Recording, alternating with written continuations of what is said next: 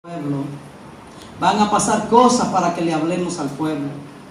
Que nosotros no sabemos, solamente Dios sabe, porque Él sabe qué don ponía a fluir, en qué momento y cuál es la necesidad. A los cuales dijo, a lo que han experimentado. Vamos a comenzar a experimentar, si no hemos comenzado, y este es el reposo. Vas a reposar ahí. Es ahí que te va a llegar el reposo, donde ya lo tormentos de lo que está cansado, ¿sabes? El cansancio, es ahí el reposo, donde está el cansancio. ¿A dónde que estás cansado? ¿Con qué es que estás cansado? Con lo que esté cansado, ahí es donde va a llegar el reposo, pero tiene que hacer esas cosas. Dios te está dando las soluciones, porque Él es el que da las soluciones.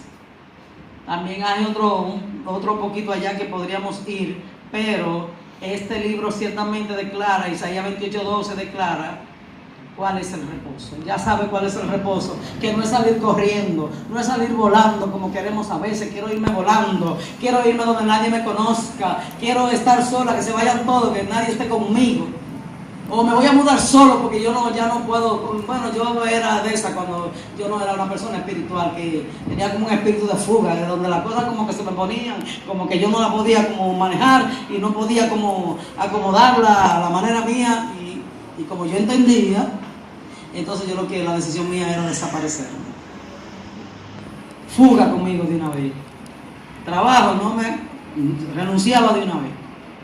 Entonces ese espíritu de fuga es porque ciertamente estamos cansados, necesitamos el reposo, necesitamos reposar. Entonces yo necesitaba reposar porque estaba cansada de todo lo que usted emigre, porque hay un cansancio, de todo lo que usted comienza a rodar de aquí para allá, es porque hay un cansancio ahí. Y déjeme decirle que no es como yo hacía yo, que si era un trabajo, ya el otro día ya esa oficina ya estaba sola, porque yo no estaba ahí.